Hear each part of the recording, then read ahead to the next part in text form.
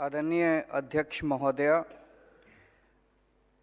सबसे पहले मैं देश के लोगों को बहुत बहुत बधाई देना चाहता हूं कि ये न्यूयॉर्क टाइम्स में जो खबर छपी, ये न्यूयॉर्क टाइम्स का फ्रंट पेज है और आप देखोगे पूरा का पूरा लगभग 80% फ्रंट पेज 18 अगस्त को हमारे देश के एक स्कूल की फ़ोटो उसमें छपी है। 9th क्लास की फ़ोटो है।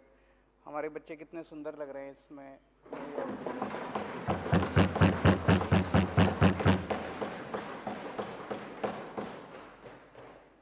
और उसके नीचे मनीष सिसोदिया जी की फ़ोटो छपी है, लिखा है मनीष सिसोदिया दिल्ली एजुकेशन मिनिस्टर। ये पूरे देश के लिए गर्व की बात है, 130 करोड़ भारतीयों के लिए गर्व की बात है। सबका सीना चौड़ा हो गया जिस दिन ये खबर छपी थी। मैं समझता हूँ पूरे देश में अगर आप पूछो कि केंद्र सरकार में शिक्षा मंत्री कौन है, मुझे नहीं लगता किसी को भी पता होगा। मैं अगर आप पूछो कि उत्तर प्रदेश का शिक्षा मंत्री कौन है, किसी को नहीं पता होगा। मैं एक वो देख रहा था सोशल मीडिया पे, ये टीवी वाले कई बार बच्चों से पूछते हैं। एक बच्चे से पूछा, बेटा केंद्र का शिक्षा मंत्री कौन है? बोला मनीष सिसोदिया। उससे पूछा उत्तर प्रदेश का शिक्षा मंत्री कौन है? बोला मनीष सिसोदिया। उससे पूछा राजस्थान का शिक्षा मंत्री कौन है? बोला इस देश में एक ही शिक्षा मंत्री है और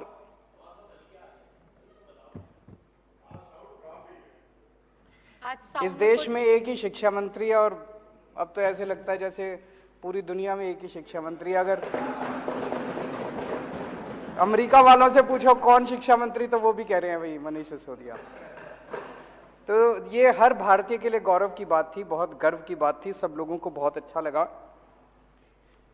ये खबर छपी थी 18 अगस्त को और उसी के एक हफ्ते बाद 25 अगस्त को इसी अखबार में, अमेरिका के इसी अखबार में ये एक और खबर छपी थी, Modi's India is where global democracy dies. Modi के भारत में जनतंत्र की हत्या हो रही है। इसी के एक हफ्ते बाद एग्जैक्टली 25 अगस्त को यह खबर छपी है। बहुत तकलीफ होती है जब दुनिया के किसी भी कोने में, किसी भी अखबार में अगर देश के खिलाफ कोई खबर छपती है, भारत के खिलाफ कोई खबर छपती है, हर भारतीय के दिल में बहुत पीड़ा होती है। इस किस्म की खबर अगर छपती है तो बहुत तकलीफ होती है। आज देश में दिल्ली सरकार शायद अकेली सरकार है जो ऐसे ऐसे काम कर रहे हैं जिसकी चर्चा पूरी दुनिया में हो रही है। पूरी दुनिया के अंदर आज देश का नाम रोशन कर रहे हैं। जैसे डोनाल्ड ट्रंप साहब की वाइफ आई थी, वो मिलेनिया ट्रंप, मैंने पता किया चारों तरफ से, हर जगह अपने पति के साथ, अमेरिका के राष्ट्रपति के साथ जाया करती थी, दुनिया के हर देश में। मैंने पता किया भाई कहाँ कहाँ गई, जहाँ वो स्कूल देखने गई, अभी तक कहीं पूरी दुनिया में कोई स्कूल देखने नहीं गई। जब दिल्ली में आई तो बोली हम दिल्ली सरकार के, आम आदमी पार्टी के स्कूल देख के आऊंगी। ये तो गर्व की बात है, पूरे देश के लिए गर्व की बात थी। यूएन के फॉर्मल सेक्रेटरी जनरल बान की मून साहब दिल्ली आए, स्पेशली दिल्ली के मोहल्ला क्लिनिक देखने के लिए। और ये खबर कि वो दिल्ली आके मोहल्ला क्लिनिक देखने के, ये पूरी दुनिया के सारे अखबारों में छपी, सारे देशों के सारे अखबारों में ये खबर छपी कि बान की मून और नॉर्वे की फॉर्मर प्राइम मिनिस्टर दोनों दिल्ली के मोहल्ला क्लिनिक देखने के लिए आए। फिर अभी सिंगापुर में, सिंगापुर की सरकार ने मेरे को कहा जी आप बहुत अच्छा काम कर रहे हो, हम आपके लिए पूरी दुनिया के मेयर बुलाएंगे और उन सारे मेयर को आके आप बताओ कि आप कैसे अच्छा काम कर रहे हो, उनको सिखाओ। ये तो देश के लिए कितने गौरव की बात है कि हमारे देश के किसी आदमी को बुलाया गया कि सिंगापुर, पूरे दुनिया के मेयर को हमें सिखाने का मौका मिलता। पूरा देश इसकी वजह से बड़ा खुश है। लेकिन जितनी राष्ट्र विरोधी ताकतें हैं, जितने लोग इस देश से नफरत करते हैं, इस देश की तरक्की से नफरत करते हैं, इस देश के विकास से नफरत करते हैं, जो लोग नहीं चाहते ये देश तरक्की करे, 75 साल के अंदर इस देश को घोट के रखा गया वेस्टेड इंटरेस्ट्स के द्वारा, उन सारे लोगों ने अब षड्यंत्र करके मिलके और ये किया यार इनको बंद करो। अब ये अगर इसी तरह से ये आगे बढ़ते रहे तो बड़ी मुश्किल हो जाएगी। और इन लोगों ने मिलके एक षड्यंत्र रचा कि दिल्ली की सरकार गिराई जाए, दिल्ली की सरकार खत्म की जाए। ये दिल्ली की सरकार जब तक खत्म नहीं करेंगे तब तक ये इसी तरह से अच्छा काम करते रहेंगे। ये जितनी राष्ट्र विरोधी ताकतें सारे इकट्ठे हो गए हमारे खिलाफ, सारों ने इकट्ठा होकर ये षड्यंत्र रचा। षड्यंत्र रच के सबसे पहला काम इन्होंने किया, मनीष सिसोदिया के ऊपर एक झूठा आरोप लगाया। बोला मनीष सिसोदिया शराब में पैसे खा गया। हमने बार बार इनसे पूछा जी क्या पैसे खा गया, क्या घोटाला क्या है? तो सच होता है, सच एक होता है, झूठ कई होते हैं उसके। तो इनका एक आदमी बोला जी 1.5 लाख करोड़ रुपए का शराब घोटाला हो गया। 1.5 लाख करोड़ तो दिल्ली का बजट ही नहीं है, इतना शराब घोटाला कहां से हो गया? फिर इनका एक प्रवक्ता था, एक बड़ा सीनियर लीडर, एक डिबेट में बैठा था, वो कहता है 8,000 करोड़ रुपए का घोटाला हो गया। तो मैं देख रहा था, सौरभ उसके साथ था। सौरभ ने पूछा घोटाला क्या है? तो वो कुछ कागज लेके बैठा था, बोला घोटाला, उसको समझ ही ना आए घोटाला क्या है। तो मेरे ख्याल से बता नहीं पाया वो घोटाला बता ही नहीं पाया। फिर उसके बाद इनके 2 बड़े नेताओं ने एक प्रेस कॉन्फ्रेंस करी, बोले 1100 करोड़ का घोटाला हो गया। 1100 करोड़ का घोटाला क्या हो गया भाई? 1100 करोड़ का घोटाला। उनसे पूछा क्या घोटाला हो गया, तो वो भी कुछ इधर उधर की। फिर एलजी साहब ने एक रिपोर्ट बना के बताते हैं, भेजी, अखबार वाले कहते हैं, ये मीडिया वाले कहते हैं, जिसमें कह रहे लिख रखा है 144 करोड़ का घोटाला हो गया। और अब सीबीआई ने जो एफआईआर करी है उसमें लिखा है 1 करोड़ का घोटाला हुआ है। और घोटाला क्या है सीबीआई की एफआईआर में? उसमें लिखा है कि एक शराब के वाले ने दूसरे शराब वाले के बैंक अकाउंट में 1 करोड़ रुपए जमा कराए। उसमें मनीष का क्या लेना देना है यार? एक शराब वाले ने दूसरे को 1 करोड़ रुपए जमा कराए बैंक अकाउंट में, कि क्या घोटाला है? घोटाला क्या है ये समझ ही नहीं रहा अभी तक। ये अभी आज है नहीं, आठों को अगर आप अगले अलग अलग कमरे में बिठा देते और एक एक से पूछते बेटा घोटाला क्या है, तो 5 को तो पता ही नहीं होता घोटाला क्या है। 3 अगर कुछ बताते तो ये कुछ बताता, ये कुछ बताता और ये कुछ बताता, क्योंकि झूठ तो अलग अलग होता है ना, सच एक होता है। सच क्या है? कोई घोटाला नहीं हुआ, सबसे ट्रांसपेरेंट पॉलिसी थी, कोई घोटाला नहीं हुआ। ये सब झूठे आरोप लगा रहे हैं। आरोप लगा के इन्होंने एफआईआर कर दी मनीष सिसोदिया के खिलाफ। अगले दिन रेड करने इनके घर पहुंच गए, 14 घंटे तक रेड करी। कितने कमरे हैं आपके यहां? 4-5 कमरे हैं। 4-5 कमरे में टॉयलेट, 2-3 टॉयलेट हैं, रसोई है। सारा छान मारा इन्होंने, सारा छान मारा इन्होंने, इतना गहन जांच करी। दीवारों यूं यूं करके देखा, खोखली तो नहीं है दीवार, इसमें तो जेवर नहीं रख रखे, इसमें जो पिक्चरों में दिखाते। फिर वो उन्होंने गद्दे भी फाड़ फाड़ के देखे, गद्दों में तो नहीं रख रखे, तकिए फाड़ फाड़ के देखे, इनके सारे कपड़े, अलमारी, फलाना सारा कर करा के शाम को निकल गए। 98 भी नहीं मिली, 54 भी नहीं मिली, अनअकाउंटेड 54 भी नहीं मिली। कोई जेवर नहीं मिले, कोई पैसा नहीं मिला, कोई जमीन जायदाद के कागज नहीं मिले, कोई इंक्रिमिनेटिंग डॉक्यूमेंट्स नहीं मिले, कुछ कोई दस्तावेज कुछ नहीं मिला। मतलब मैं पूछ रहा था इनसे कि 30-35 लोग आए थे, उनके खाने का खर्चा भी नहीं निकला रेड के अंदर, रेड का खर्चा भी नहीं निकला और वो चले गए।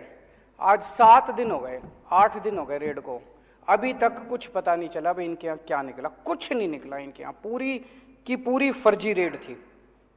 जब रेड खत्म हो गई तो हम सोच रहे थे क्यों कर रहे हैं।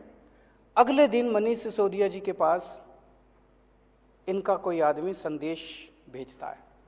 ये लोग संदेश भेजते हैं, बोले जी ऊपर से है ये, टॉप से, वहां से संदेश ये है कि आप केजरीवाल का साथ छोड़ दो, आम आदमी पार्टी तोड़ के 2-4 एमएलए और ले आओ, हम आपको आम आदमी पार्टी की सरकार अब गिराने जा रहे हैं बहुत जल्दी।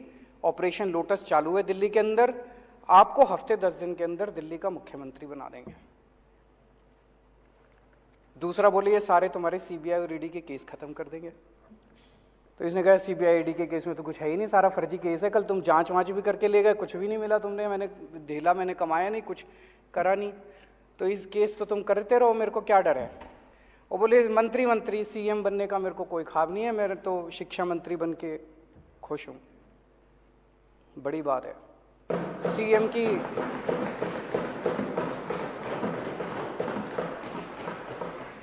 की कुर्सी ठुकराना कोई हंसी खेल थोड़ी है।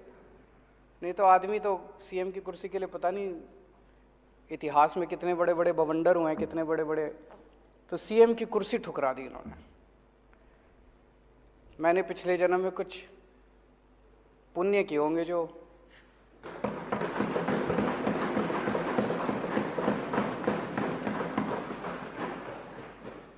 ऐसे डिप्टी सीएम और शिक्षा मंत्री मिले। उसके बाद जब ये नहीं चला तो फिर आप लोगों के पास आए। मेरे पास अभी तक 12 एमएलए आ चुके हैं। एक एक एमएलए को आके कहते हैं भाई 20-20 करोड़ रुपए ले ले और टूट के आ जा, 2-4 को और लाएगा तो तेरे को 25 करोड़ देंगे, और नहीं तो जैसे मनीष सिसोदिया का हाल करा तेरे ऊपर भी रेड करेंगे, तेरे को गिरफ्तार करेंगे, सीबीआई और ईडी छोड़ देंगे तेरे खिलाफ। भाई साहब सलाम करता हूं आप सबको।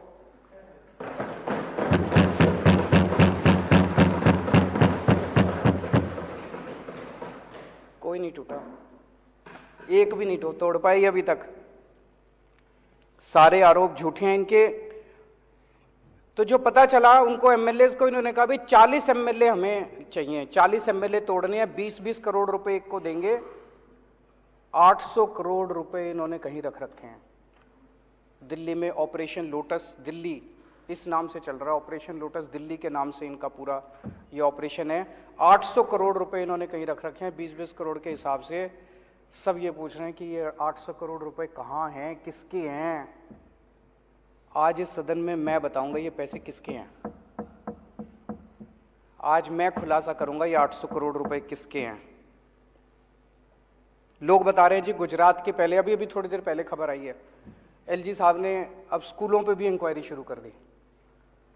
तो कह रहे हैं भाई स्कूलों के बेसिकली तो रोकना है, स्कूल रुक जाएं, अस्पताल रुक जाएं, जितने अच्छे काम हो रहे हैं वो रुक जाएं, जनता को तकलीफ हो रही है। तो सब कह रहे हैं ये गुजरात की वजह से हो रहा है। गुजरात में जैसे जैसे हमारा ग्राफ बढ़ता जा रहा है, पागलपन छाया हुआ गुजरात में। लोग दुखी हो चुके हैं इन लोगों से। जहां जाते हैं हर गांव, पूरे के पूरे गांव आम आदमी पार्टी के साथ जोड़ते जा रहे हैं गुजरात। किसी ने सोचा नहीं था।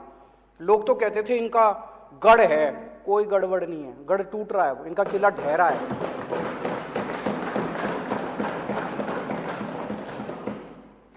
तो लोग तो यही कह रहे हैं जी दिसंबर में सरकार बनने के बाद गुजरात में इनके 27 सालों की आप इंक्वायरी कराओगे, तब तक ये इंक्वायरी करा रहे हैं दिल्ली के अंदर।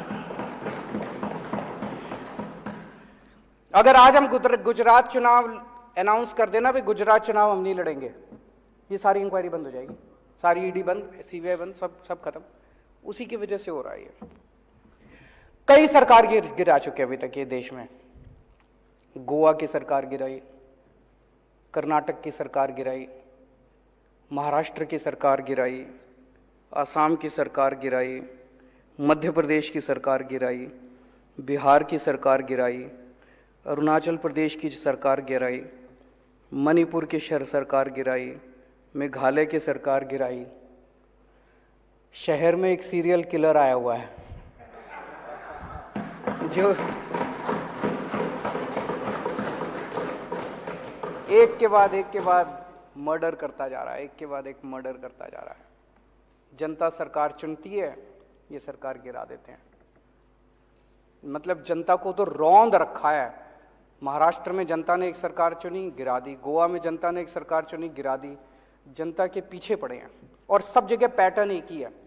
अभी जैसे महाराष्ट्र में भी हम लोगों ने देखा, जितने टूट के इधर से उधर गए, बताते हैं सबके पीछे सीबीआई ईडी पड़ी थी। सीबीआई और ईडी उनको बुला रही थी, जैसे वो इधर से उधर गए सीबीआई ईडी के केस बंद। सेम पैटर्न हर जगह यही चल रहा है। पहले ये सीबीआई और ईडी के केस लगाते हैं 4-5 के खिलाफ, तो दूसरे वाले सारे डर के, जिन्होंने गलत काम कर रखे होते हैं, वो सारे डर के फिर उनको मैसेज भेजते हैं भाई तुम्हारा भी यही हाल कर देंगे तुम, तो सारे इनके पास आ जाते हैं, फिर ये तोड़ लेते हैं, फिर ये सरकार गिरा देते हैं। सेम पैटर्न है। वो जो सीरियल किलर का पैटर्न होता है, आपने वेब सीरीज देखी होंगी आजकल काफी आ रही हैं, जैसे सीरियल किलर का पैटर्न होता है ना, वैसे उसी पैटर्न, सेम पैटर्न है। यही पैटर्न इन्होंने दिल्ली में किया कि सीबीआई ईडी भेजी, पहले सत्येंद्र के खिलाफ भेजी, फिर मनीष के खिलाफ भेजी। अब आपको डरा रहे हैं कि तुम्हारा भी यही हाल कर देंगे, सत्येंद्र वाला हाल कर देंगे, तुम्हारा मनीष वाला हाल कर देंगे। डरा के ये दिल्ली में आम आदमी पार्टी को तोड़ना चाहते हैं। लेकिन हमने कुछ गलत कर ही नहीं रखा, तो हम सीबीआई और ईडी से क्यों डरे? हम कहते हैं कर लो, हमें जेल जाने से डर नहीं, सारे इनमें आधे से ज़्यादा तो जेल जा चुके, तो कर लो, जो करना कर लो, हमारे को क्या फर्क पड़ता है। अभी तक 277 एमएलए खरीद चुके हैं ये लोग। 277 एमएलए पिछले कुछ सालों के अंदर ये लोग खरीद चुके हैं। दिल्ली में अभी रेट 20 करोड़ का था, महाराष्ट्र में सुनते थे 50 करोड़ है, दिल्ली वालों को पता नहीं क्यों दिल्ली में कह रहे, पर मान लो 20 भी मान लो, 20 करोड़ के हिसाब से खरीदा तो 277 एमएलए के लिए इन्होंने 5,500 करोड़ रुपए खर्च किए, और दिल्ली के लिए 800 करोड़ रख रहे हैं, तो 6300 करोड़ रुपए 6300 करोड़ रुपए इन्होंने ऑपरेशन लोटस में खर्च किए। ये पैसा कहां से आया? ये पैसा किसका है? 6300 करोड़ रुपए खर्च कर दिए इन लोगों ने एमएलए खरीदने में। ये किसका पैसा है? इसका मैं आज खुलासा करना चाहता हूं। आज देश का हर आदमी महंगाई से बड़ा परेशान है। 2014 में डीजल का दाम था 54 रुपए, अब हो गया 90 रुपए। पेट्रोल का दाम था 2014 में 60 रुपए, अब हो गया 110 रुपए। सीएनजी 37 रुपए थी, 75 रुपए पहुंच गई। एलपीजी 410 रुपए की थी, 1053 रुपए का एक सिलेंडर हो गया। वनस्पति ऑयल 70 रुपए का था, 170 रुपए हो गया। और नमक 7 रुपए का था, 15 रुपए हो गया। हर चीज के दाम बढ़ गए, डबल ट्रिपल हो गए।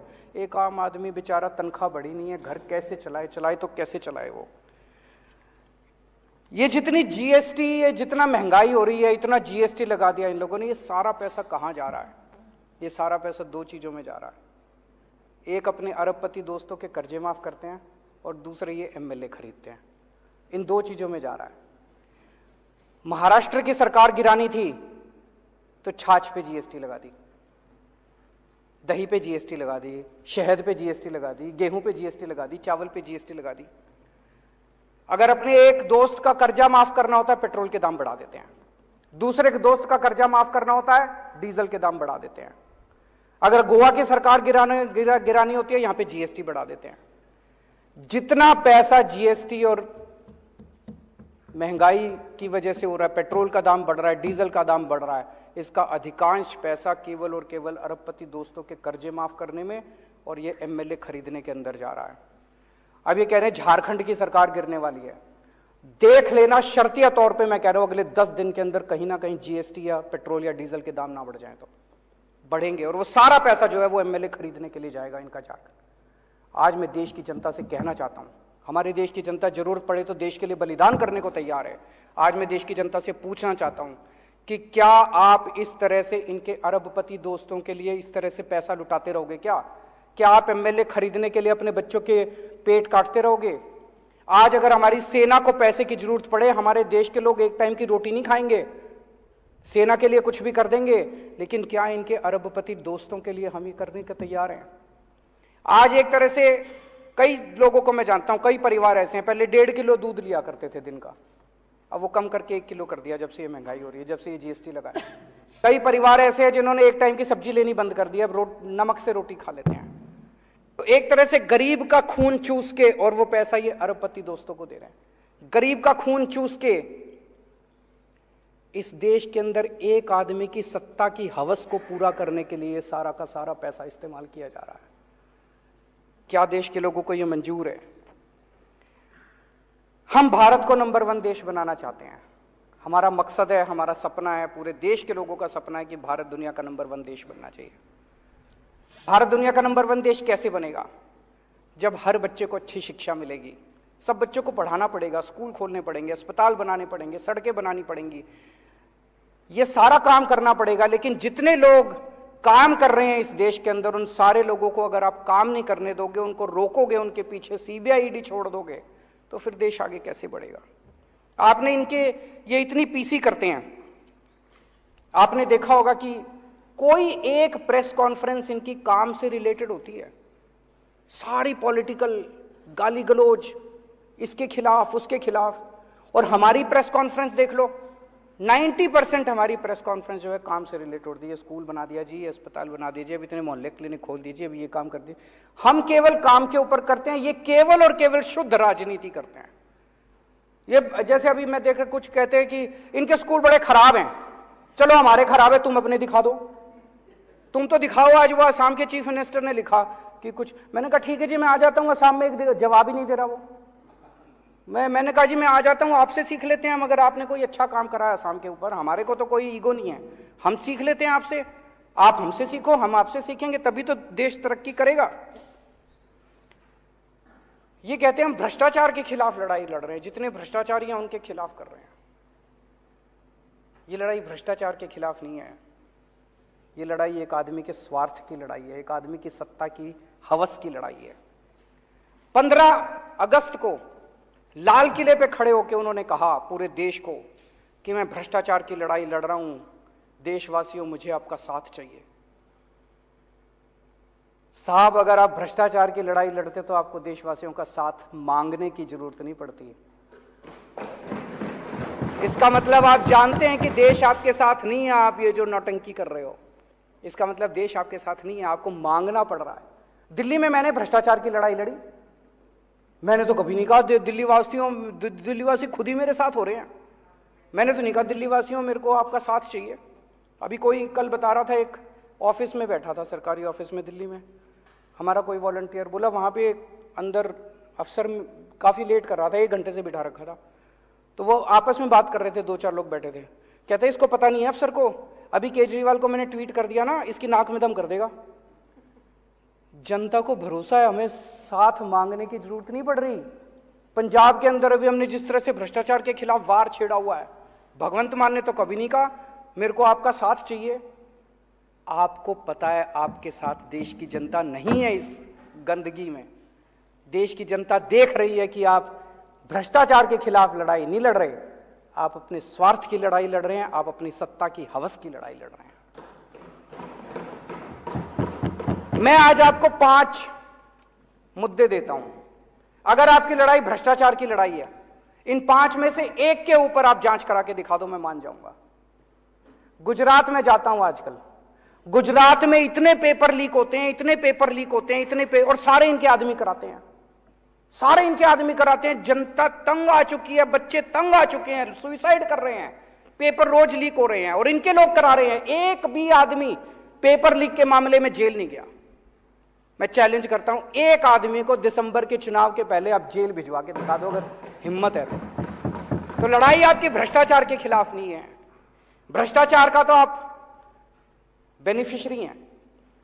इतना नशा गुजरात के अंदर बिक रहा है। बताते हैं, इनके दोस्त का एक पोर्ट है, वहां पे कम से कम 10,000 करोड़ रुपए की ड्रग्स पकड़ी जा चुकी होंगी। हिम्मत है तो सीबीआई ईडी वहां भी करके दिखा दो। है 22,000 करोड़ बता रहे हैं, 22,000 करोड़ रुपए का नशा पकड़ा जा चुका, कोई सीबीआई नहीं है। 22,000 करोड़ रुपए की इनके दोस्त के यहां नशा पकड़ा गया, कोई सीबीआई नहीं, कोई ईडी नहीं। चोर यही नजर आता है इनको। मैं इनको चैलेंज करता हूं, जहरीली शराब से अभी 50 से ज्यादा आदमी मर गए जहरीली शराब से। इनके आदमी बेचते हैं, इनके आदमी जहरीली शराब बेचते हैं गुजरात के अंदर। मैं चैलेंज करके करता हूं, एक आदमी के खिलाफ सीबीआई ईडी करके दिखा दो, नहीं करेंगे। अभी साहब बुंदेलखंड एक्सप्रेसवे का उद्घाटन करने गए, प्रधानमंत्री बुंदेलखंड एक्सप्रेसवे का उद्घाटन करने गए, उद्घाटन करने के 5 दिन के बाद वो धंस गया। इससे बड़ी बेइज्जती नहीं हो सकती देश की, इससे बड़ी बेइज्जती देश की नहीं हो सकती। मेरे यहां अगर कोई होता ना दिल्ली में, ऐसी तैसी कर देता मैं उसको, और इन्होंने कोई एक्शन नहीं लिया। उसके खिलाफ सीबीआई ईडी नहीं, बता रहे हैं उसको 2 और 4 ठेके और दे दिए, बड़ा शाबाश, बहुत अच्छा काम किया। उसको 4 ठेके बता रहे हैं और दे दिए। बुंदेलखंड एक्सप्रेसवे धंस गया, उसकी कोई सीबीआई ईडी नहीं है। 10 लाख करोड़ रुपए के कर्जे जिनके माफ करे, 10 लाख करोड़ रुपए के अपने अरबपति दोस्तों के इन्होंने कर्जे माफ कर दिए। उसमें कई लोगों ने बीजेपी को चेक में डोनेशन दे रखी है। इससे बड़ा सबूत रिश्वत का हो सकता है? भाई तुमने उससे डोनेशन ली और डोनेशन लेके उसके कर्जे माफ कर दिए, इससे बड़ा रिश्वत का सबूत क्या होगा? हिम्मत है तो जरा सीबीआई ईडी, 5 केस दे दिए मैंने आज, कहोगे तो और 50 और दे देंगे। तो लड़ाई भ्रष्टाचार की नहीं है, लड़ाई स्वार्थ की है, लड़ाई सत्ता हथियाने की है, जनता को तंग करने की है। पिछले कुछ दिनों से ये चल रहा है कि इन्होंने इतने आदमी, इतने एमएलए तोड़ लिए, इतने एमएलए तोड़ लिए, इतने, मेरे पास कई फोन भी आ रहे हैं लोगों के कि जी सब ठीक है ना, 2-4 कितने गए, बहुत फोन आ रहे हैं मेरे पास। तो अध्यक्ष महोदया, मैं इस सदन के अंदर कॉन्फिडेंस मोशन लाना चाहता हूं, दिल्ली की जनता को दिखाने के लिए कि उन्होंने जिन लोगों को चुना है वो एक एक हीरा है। ये मर जाएंगे, कट जाएंगे, लेकिन ये टूटने वाले नहीं है, एक भी आदमी नहीं टूटा। कॉन्फिडेंस मोशन इस सदन के अंदर लाना चाहता हूं ताकि जनता के सामने ये साबित हो जाए कि बीजेपी का ऑपरेशन लोटस दिल्ली में आके ऑपरेशन कीचड़ बन गया। बहुत बहुत शुक्रिया।